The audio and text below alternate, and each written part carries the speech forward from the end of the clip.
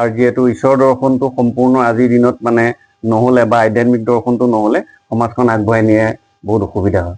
আৰু 12 বছৰ বয়সত আচলতে শৰণ লোৱাৰ এটা নীতি আছে আমাৰ বৈষ্ণৱ মাৰ্গত। সেইটো আমাৰ যিটো নিয়ম পাথৰ এখনৰ পাঠ কৰাৰ আগে আগে গুৰু স্মৰণভাগ আমি কৰিব লাগে।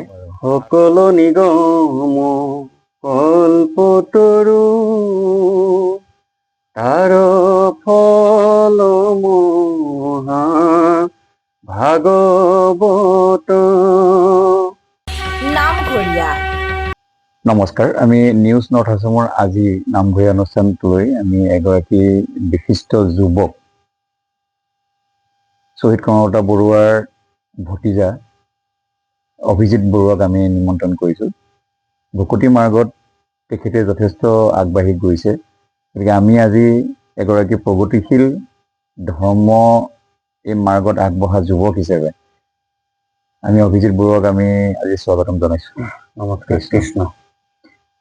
আমি আমাৰ দৰ্শকসকলক এই বিষয়টো অকণমান আপুনি শুদ্ধভাৱে আগুৱাই লৈ যাওক, যে এগৰাকী যুৱক হৈ আজিকালি যুৱ প্ৰজন্মৰ যি আধ্যাত্মিক চেতনা, এই চেতনালৈ আপুনি কেনেকৈ আকৃষ্ট হ'ল, কিয় আপুনি অনুভৱ কৰিলে যে আমি নামঘৰ সমাজখনলৈ সোমাই যাব লাগে?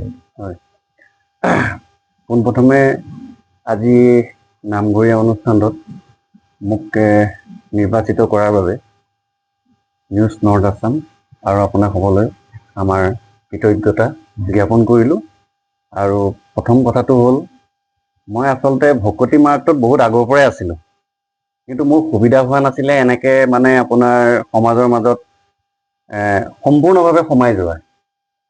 কিন্তু যেতিয়া ভাগৱত অনুষ্ঠান হয় আমাৰ গাঁৱতে হওক বা ওচৰে পাঁজৰে হওক, তেতিয়াই মই মানে এটা মানে আকৰ্ষণ, যেতিয়া ভাগৱতৰ যেতিয়া মানে কীৰ্তন আহি থাকে বহুত দূৰৰ পৰা আমাৰ গৃহলৈ, তেতিয়া মানে নিজে নিজে আকৰ্ষণ হৈ পেলাই মানে সেই অনুষ্ঠানটোত উপস্থিত হওঁগৈ।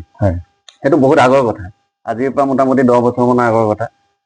তাৰপিছত 2020 চন মহামাৰী ক'ভিডৰ সময়, আৰু সেইটো সময়ত মানে বিশেষকৈ আমাৰ গাঁৱৰে এগৰাকী বয়োজ্যেষ্ঠ ব্যক্তি, আমাৰ শ্ৰদ্ধাৰ থানেশ্বৰ বৰুৱা, তেওঁ এগৰাকী আমাৰ গাঁওখনত ভজন মাৰ্গত থকা আৰু গাঁৱৰ আগশাৰীৰ এগৰাকী পাঠক, আৰু বিশেষকৈ গাঁওখনত তেনেকুৱা মানে আগবাঢ়ি অহা বিশেষ আৰু দ্বিতীয়জন ব্যক্তি নাছিলে। আৰু সেই ক'ভিডৰ সময়ত তেখেতেও ক'লে অলপ তোমালোকে আগভাগ লোৱা সমাজখনৰ কাৰণে, আৰু নহ'লে পিছত মানে সমাজখন মানে ধৰি ৰাখিব পৰা দ্বিতীয়জন ব্যক্তি নোলাব। আৰু এই চেগতে আপোনাকো ধন্যবাদ দিব লাগিব, যিহেতু আমাক উলিয়াই অনা গুৰিতে হৈছে আপোনাকো আমাৰ গাঁৱৰ বৰঙাবাৰী বৰনামঘৰৰ পৰা আপোনাক কৃতজ্ঞতা জ্ঞাপন কৰিলোঁ। আৰু আমাৰ 3জন ব্যক্তি, বিশেষকৈ মই, দীপক বৰুৱা আৰু মুকুল বৰা, মুকুল খুৰা আৰু আমাৰ অপূৰ্ব সিংহ খুৰা, আমি 4জন ব্যক্তিয়ে আমাৰ বালিবাবুৰ সত্ৰত ভজন ল'লোঁ। শৰণটো লৈছিলোঁ তাৰ আগত, আৰু আপুনি আমাক মানে জোৰকে সেই ভজন মাৰ্গত লৈ গ'ল, আৰু ল'ব লাগিব, নহ'লে সমাজখন আগবাঢ়ি লোৱা দ্বিতীয়জন ব্যক্তি নোলাব। এনেদৰে আমি আগভাগ লৈ পেলাই 2020 চনৰ মে' মাহত বহাগত আমি ভজন ল'লোঁ। আৰু এই ভজন মাৰ্গত গৈ পেলাই আমি ৰাইজক মানে উপস্থাপন কৰিলোঁ বা ৰাইজক জনালোঁ, অৱগত কৰিলোঁ যে আমি আজিৰ পৰা এই সমাজত মানে আগভাগ বা বিভিন্ন ধৰণৰ কামবিলাকত আমি কৰিবলৈ আপোনালোকৰ পৰা অনুমতি লৈছোঁ। আৰু ৰাইজক জনালোঁ, তেতিয়া ৰাইজে আমাক আগভাগ ল'লে, আগবঢ়াই দিলে তেতিয়াৰ পৰাই। আৰু পাঠক হিচাপেও আমাৰ এটা পৰিচিত হ'ল গোটেই সমাজত বা আমাৰ গাঁৱত, যিকোনো আমাৰ অনুষ্ঠানত গাঁৱৰ বিশেষ মানে ৰাইজে আমাক নিমন্ত্ৰণ দিয়ে, আৰু এনেদৰে সমাজখনত আগভাগ লৈ পেলাই সম্পূৰ্ণভাৱে সোমাই পৰিলোঁ। আৰু বিশেষকৈ ধৰ্মীয় মাতৃ আৰু আধ্যাত্মিক দৰ্শনটোত তেতিয়া গম পালোঁ যে এটা মানে সম্পূৰ্ণভাৱে সোমাই পৰিলে মনটো বহুত উৎফুল্লিত হয় আৰু পবিত্ৰতা লাগে। আৰু যিহেতু ঈশ্বৰ দৰ্শনটো সম্পূৰ্ণ আজিৰ দিনত মানে নহ'লে বা আধ্যাত্মিক দৰ্শনটো নহ'লে সমাজখন আগবঢ়াই নিয়ে বহুত অসুবিধা হয়। এনেদৰে আগবাঢ়িলোঁ, মই থুলমূলকৈ আপোনাক এইখিনি কথা অৱগত কৰিলোঁ। হয়, আমি ধন্যবাদ জ্ঞাপন কৰিছোঁ, আমাৰ দৰ্শকসকলেও অনুভৱ কৰিব। আপুনি অসমৰ বাহিৰলৈও গৈছে, শ্বহীদ কনকলতা বৰুৱাৰ ভতিজা হিচাপে আপুনি ভাৰতবৰ্ষৰ শ্বহীদসকলৰ যি সন্মিলন হৈছে উৰিষ্যাত, তাত গৈ আপুনি যোৱা আমি পাইছোঁ। তেতিয়া অসমীয়া বুলি ক'বলৈ যাওঁতে এই অসমীয়া আমাৰ সাজ যিটো আছে, আমি যিটো পৰিধান কৰোঁ, ভকতি মাৰ্গৰ অসমীয়া হিচাপে আপুনি যেতিয়া তাত নিজক থিয় কৰাইছিল, তেতিয়া আপুনি অনুভৱ কৰিছিলেনে যে এই যে মহাপুৰুষে আমাক দি থৈ গ'ল, যদি নিদিলেহেঁতেন, হয়। আমি যদি চিধা চিধিকে যদি আমি লং পেণ্ট চাৰ্ট পিন্ধি গ'লোহেঁতেন, অসমীয়া বুলি, অসম বুলি আমাৰ গৌৰৱ আহিলেহেঁতেন নে বাৰু? সেই বিষয়টোত আপুনি কওকচোন, আপোনাৰ কেনেকুৱা অভিজ্ঞতা? হয়, 2020 চনৰ জানুৱাৰী মাহৰ কথা, যেতিয়া উৰিষ্যাত নেতাজী ফেষ্টিভেল পাতিছিলে আৰু আমাক নিমন্ত্ৰণ দিছিলে সুদূৰ উৰিষ্যাৰ পৰা। 3গৰাকী শ্বহীদক নেতাজী সন্মান হিচাপে মানে নিৰ্বাচিত কৰিছে, আপোনালোকৰ পৰিয়ালৰ এজন ব্যক্তি আহিব লাগে, মানে কনকলতা বৰুৱা।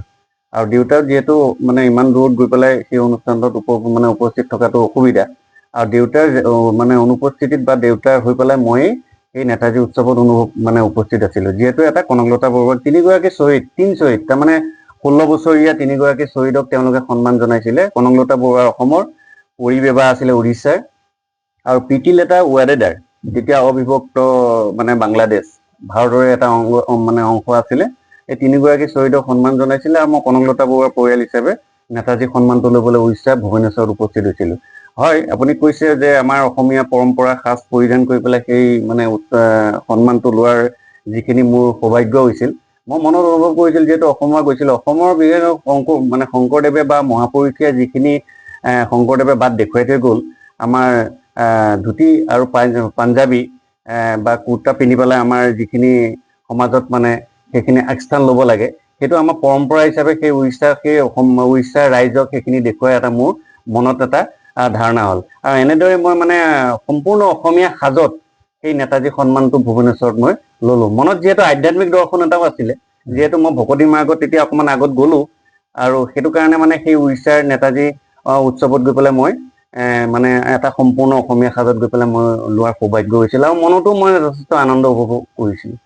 আমি অসমীয়া হিচাপে নিজক পৰিচয় দিবলৈ যাওঁতে আমাৰ যি পৰম্পৰাগত আমাৰ সাজ পোছাক আছে, তাত আমি চেলেং কাপোৰ, গামোচা আদিও আমি ব্যৱহাৰ কৰোঁ। এই চেলেং কাপোৰ আৰু গামোচা, ধুতি, এই 3 বস্ত্ৰ বুলি কোৱা হয়। এই 3 বস্ত্ৰ সাধাৰণতে পাথৰ আসনত বহা বা নাম প্ৰসংগ কৰাসকলে ব্যৱহাৰ কৰে। এই বিষয়ত আপুনি আপোনাৰ অনুভৱ কওকচোন, যে এই 3 বস্ত্ৰ বিষয়ে আপুনি অকণমান ক'বচোন। হয়, তেতিয়া মানে কথাটো হৈছে আমাৰ 3 বস্ত্ৰ, যিহেতু মানে ধুতি, মানে চেলেং আৰু গামোচা, যিহেতু ভজন মাৰ্গত গ'লে এই 3 বস্ত্ৰ পৰিধান কৰিব লাগে, সম্পূৰ্ণ 3 বস্ত্ৰ। তলত মানে আপোনাৰ মানে অন্তৰ্বাসো থাকিব নহ'ব। আৰু সেইটো কাৰণে আমাৰ যেনেকৈ গুৰুৱে সেই ভজন মাৰ্গত বা শৰণত আমাক দীক্ষা দিলে, সেইটো কাৰণে পাঠৰ আসনত পাঠত বহাৰ লগে লগে সেই 3 বস্ত্ৰ পৰিধান কৰিব লাগিব, যিহেতু ধুতি, আপোনাৰ চেলেং আৰু গামোচা।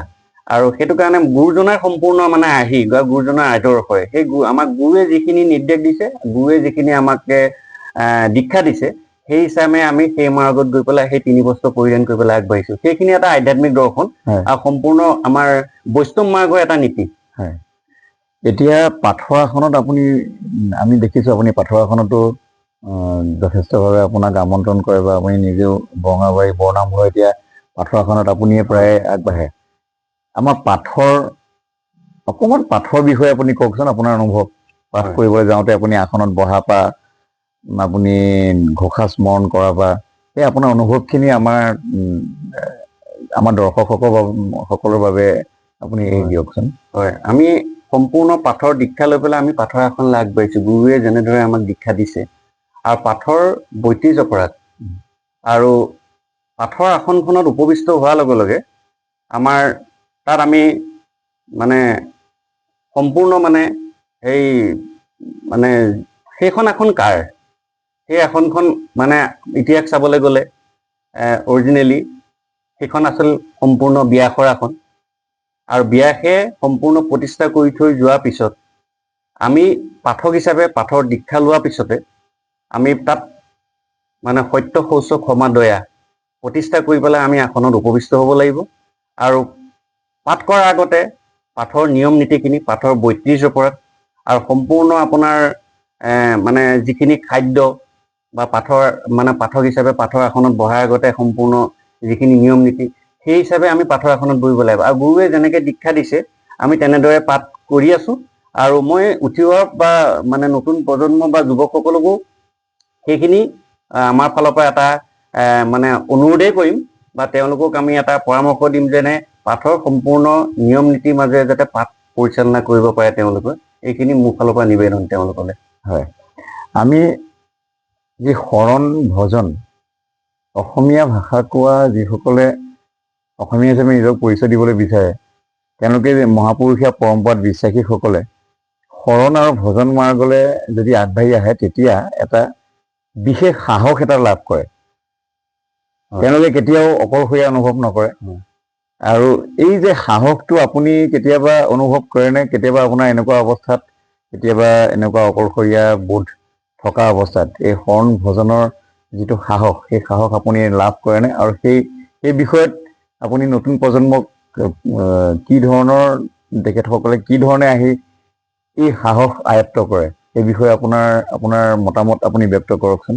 হয়, আপুনি বৰ ডাঙৰ প্ৰশ্ন কৰিছে, কিন্তু মোৰ যিখিনি সম্যক জ্ঞান, মই সেইফালৰ পৰাই আপোনাক এইখিনি কথা অৱগত কৰিম। আৰু ভুল হলে অকমান মানে ধৰি লওকচোন, দৰ্শক ৰাইজে সেইখিনি মানে অকমান ভক্তিৰ আলোকৰে চাই পেলাই যাতে ক্ষমা মাৰ্জনা কৰে। আৰু যিহেতু মোৰ যিখিনি মানে শৰণ ভজনৰ ওপৰত জ্ঞান, যিহেতু শৰণটো মই বিবাহিতৰ সময়তে শৰণ ভাগ লৈছিলোঁ, আৰু ভজন মাৰ্গ পিছত লৈছোঁ। আৰু শৰণ লোৱাৰ পিছত ঈশ্বৰমুখী, আৰু ঈশ্বৰমুখীটো হ'বই লাগিব শৰণ। আৰু সেই শৰণৰ মাধ্যমেৰে সকলো উঠি অহা শৰণ মানে সকলো জীৱই শৰণ ল'ব লাগে। আৰু উঠি অহা সকলো প্ৰজন্মই, সকলো যুৱকেই আচলতে শৰণ ল'ব লাগে। আৰু 12 বছৰ বয়সত আচলতে শৰণ লোৱাৰ এটা নীতি আছে আমাৰ বৈষ্ণৱ মাৰ্গত। সেইটো গুৰুজনে মানে এটা বাট দেখুৱাই থৈ গৈছে বুলি আমি গম পাইছোঁ, বা আমি মানে শাস্ত্ৰৰ মাধ্যমেৰে আমিও মানে আমাৰ জ্ঞান হৈছে। আৰু সেই হিচাপে চাবলৈ গ'লে ভজন মাৰ্গত বহুতখিনি নিয়ম নীতি কথা আহি পৰে। কিন্তু আমি যিহেতু অকলশৰীয়া, আমি শৰণ ভজন লোৱাৰ পিছত আমাৰ ভয় লাগে, যিহেতু সেইখিনি আমি পালন কৰিব পাৰিম নে নোৱাৰিম। আৰু আজিও মানে ভয়ে ভয়ে সেইখিনি পালন কৰিছোঁ। ক'ৰবাত আমাৰ অলপ বিচ্যুতিও হৈছে, আৰু তাৰ বিচ্যুতি হোৱাৰ পিছতো আমি সেই যিখিনি আমাৰ তাৰ প্ৰতিকাৰ বা ঘৰত আহি পেলাই যিখিনি আমাৰ নিয়ম নীতি কৰিব লাগে, সেইখিনি আমি কৰিছোঁ। আৰু সেইটো ধৰণে মানে তেনেকে আমাৰ এতিয়া মানে আমাৰ সম্পূৰ্ণ হেৰিটো শৰণ ভজনৰ মাৰ্গটো আমাৰ তেনেকে চলি আছে। আৰু মই বিশেষ এই বিষয়ে বৰ বিস্তৃতভাৱে বৰ্ণনা কৰিব নোৱাৰিম। মই যিখিনি আপোনাক মোৰ ফালৰ পৰা যিখিনি মই আপোনাৰ ব্যক্তিগত অনুভৱ, সেইখিনি আপোনাৰ আগত অৱগত কৰিলোঁ। হয়, আমি এই যুৱ প্ৰজন্মৰ অভিজিত বৰুৱাৰ তেখেতৰ যিটো অভিজ্ঞতা, সেই অভিজ্ঞতাত আমি এটা উৎসাহ দেখা পাইছোঁ। তেখেতৰ যিটো উৎসাহ, এই উৎসাহৰ সম্পূৰ্ণ উৎসটোৱে হ'ল তেখেতৰ ভক্তি মাৰ্গৰ প্ৰতি যি আকৰ্ষণ বা যি শ্ৰদ্ধা। শ্বহীদ কনকলতা বৰুৱাৰ তেজ, যে অসমত ভাৰতৰ স্বাধীনতা আন্দোলনত 42 গণ আন্দোলনত প্ৰাণ ত্যাগ কৰা কনকলতা বৰুৱাৰ যি তেজ, সেই তেজ বহন কৰা এগৰাকী আমাৰ অভিজিত বৰুৱাৰ যি ভক্তি মাৰ্গৰ প্ৰতি তেখেতৰ যি উৎসাহ, সেই উৎসাহক আমাৰ দৰ্শকসকলে অনুভৱ কৰিব পাৰিব। আমি আপোনাৰ পৰা পাঠৰ কিছু যিখিনি আপুনি পাৰে, পাঠৰ আহ্বান কেনেকে কৰে বা আপুনি কি ধৰণে কৰে, অকণমান আপোনাৰ যিখিনি পাৰে সেইখিনি অকণ আগুৱাই দিয়ক। প্ৰথমতে আমি যেতিয়া পাঠৰ আসনত উপবিষ্ট হওঁ, তেতিয়া আমি সম্পূৰ্ণ আমাৰ প্ৰভু ভগৱন্ত, তাৰমানে পৰম ব্ৰহ্ম কৃষ্ণৰ আমি গোটেই ৰূপটো মনলৈ আনি ল'ব লাগে, এক নম্বৰতে। আৰু সম্পূৰ্ণ ৰূপটো আনি লোৱাৰ পিছত গুৰু স্মৰণ ভাগ আমাৰ একচুৱেলি আমাৰ যিটো নিয়ম, পাঠৰ আসনৰ পাঠ কৰাৰ আগে আগে গুৰু স্মৰণ ভাগ আমি কৰিব লাগে। আৰু আমাৰ যিটো ঘোষা শ্ৰীমন্ত শংকৰ হৰি ভকতৰ, তাৰপিছত শংকৰ গুৰু হৰি ৰাম ৰাম ৰাম, আমাৰ যিটো গুৰু স্মৰণ, এই গুৰু স্মৰণ ভাগ কৰাৰ পিছত আমি যিকোনো এভাগ ঘোষা মানে গাব লাগে। বা আমি ভাগৱতৰ মানে পাঠৰ আসনতে বহাৰ আগতে সকলো নিগম কল্পতৰু নাইবা ভাৰত পুৰাণৰ আদিযত, এনেকে আমি যিভাগ ঘোষা মানে গাই পেলাই আমি সম্পূৰ্ণ ভগৱন্তৰ ৰূপটো আনি ল'ব লাগে।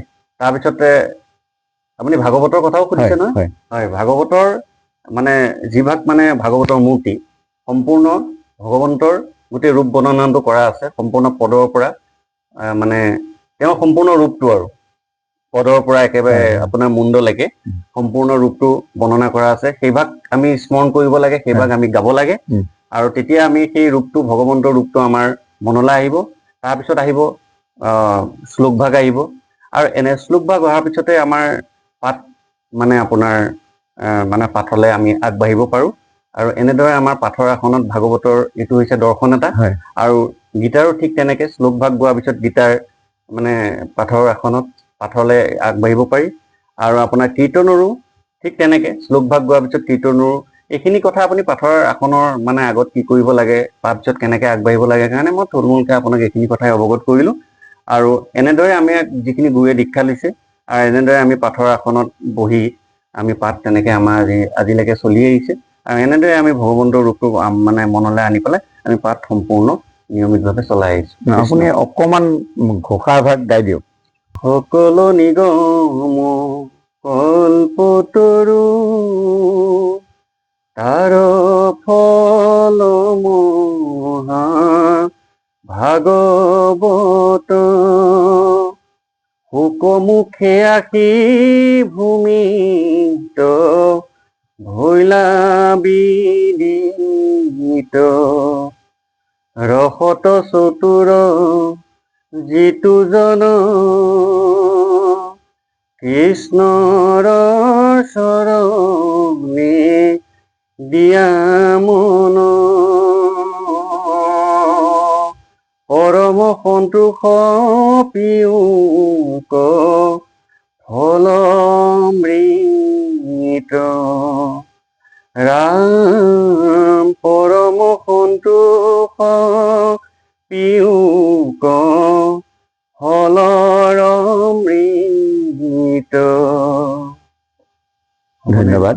আমি আজিৰ এই অনুষ্ঠানৰ পৰা আমি সকলোকে সেৱা জনাই এই অনুষ্ঠানৰ পৰা আমি বিদায় ল'ব লাগিব। এতিয়া আমি ধন্যবাদ জ্ঞাপন কৰিছো। আপোনাকো ধন্যবাদ। আৰু প্ৰথম কথাটো হ'ল শেষত মই দুআষাৰ কথা ক'বলৈ বিচাৰিছো, যিহেতু মই তেনেকুৱা এগৰাকী মানে ভক্তিৰ মাৰ্গত আকৃষ্ট হৈ পেলাই আহিলো আমাৰ গাঁওখনৰ মানে সকলো দিশতে মানে আগভাগ ল'বলৈ। যিহেতু আপোনালোকে মোক নিৰ্বাচিত কৰিলে আৰু মই কিমানখিনি কি দিব পাৰিছো নাজানো, কিন্তু মোৰ মনৰ কথাখিনিয়ে আপোনালোকৰ আগত অৱগত কৰিলো। আৰু কিবা যদি ভুল ভ্ৰান্তি হয় দৰ্শক ৰাইজে মোৰ নিজৰ বুলিয়ে ভগৱন্তৰ চৰণতে সকলোখিনি মাফ কৰি দিয়ে যেন। কৃষ্ণ কৃষ্ণ কৃষ্ণ।